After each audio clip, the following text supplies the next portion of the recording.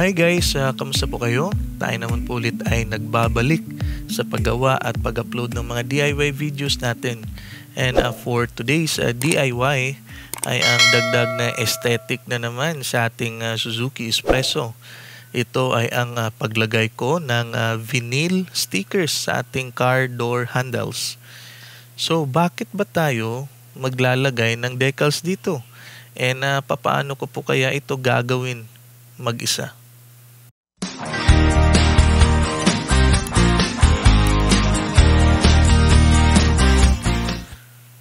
Well, ang rason lang naman guys no kung bakit tayo maglalagay nito is syempre number one, nabanggit ko na kanina, aesthetic or dagdag forma. Pero subjective po ito guys no at pwedeng ikaw na nanonood ngayon ay hindi gusto ito. So, pwede kang maglagay kung trip mo or kung ayaw mo, pwede namang at least na lang kung ano yung nasa door handle mo ngayon. Pangalawa, syempre paint protection na rin. Syempre guys, bugbog sarado po yung pintura nito dahil ito'y lagi nating binubukas sara yung mga pintuan natin at maaring if may singsing ba tayo or matutulis na bagay na hawak habang binubukas sara natin yung ating pintuan, syempre magkukos ito ng gasgas, no? Gasgas yan sa door handles natin. Aside dito sa dalawa, wala na akong maisip na iba pang benefits sa gagawin natin ngayon.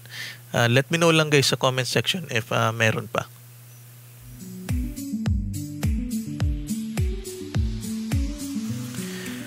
Well, ano-ano ba ang kailangan natin sa DIY na ito? Siyempre, una is yung vinyl stickers natin or decals. Kung may mga tira-tira kayo o sobra sa mga pagde-decals nyo, gaya nitong akin, pwede na yun kaysa bumili pa kayo ulit. Pangalawa, kung meron kayo, tinatawag natin itong prying tools, gaya nito.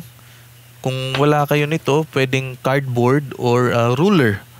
Ruler na lang or basahan kung wala. Pangatlo, gunting or cutter para sa paggupit ng decals.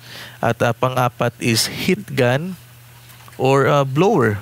Any blower. Blower ng buhok ng mama nyo. Aside dito, dala din kayo ng basahan at panlinis or pwedeng alcohol para malinis before natin dikitan ng decals. So, simulan na natin guys. Papaano ba ang process ng pag-DIY nito? Siyempre, una, gugupit muna kayo ng vinyl na stickers na sobra sa paglalapatan yung item. In our case, ang item natin is itong car door handle. Second, dahil hindi po ito flat surface at gugustuhin yung matakpan, kasali ang edges nito, need nyo po itong i-blower para ma-stretch ang vinyl sticker, then sabay hila sa likod para ma-cover niya yung edges. Pangatlo, matapos nyo po gawin yung first and second step is to cut, no? Gugupitin nyo yung mga sobrang parte ng stickers, then i-polish nyo yung pagkakalapat ng edges ng stickers. Ganun lang po, and you're done na. Gawin nyo lang same steps sa lahat ng car door handles. Panoorin nyo na lang po natin guys no, yung video, yung gagawin kong pag-decals nitong handle. Pagpasensyahan nyo na rin yung background at kung di ko ma-zoom in step by step dahil ako lang din po yung nagbibideo nito. Pero kung masusundan nyo, madali lang naman po ito.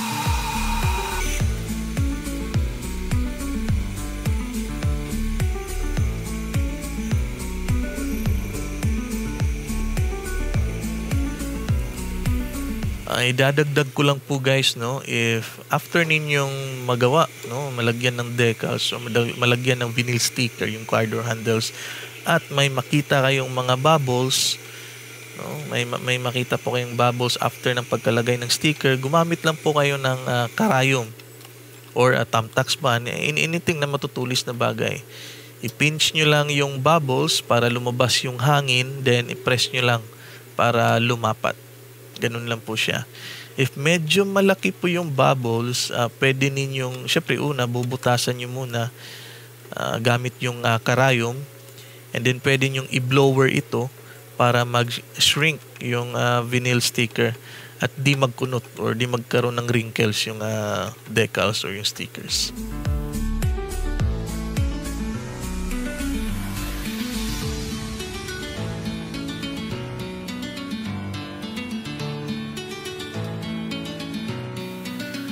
So, that's it for today's DIY, guys. Let me know po sa comment section, what do you think of this DIY, or if you have any suggestions, i-comment po ninyo.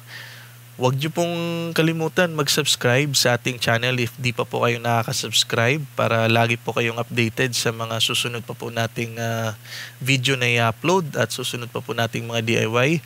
Pa-like na rin po ng ating video ngayon, guys.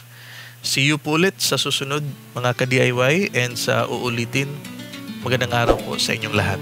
Bye-bye!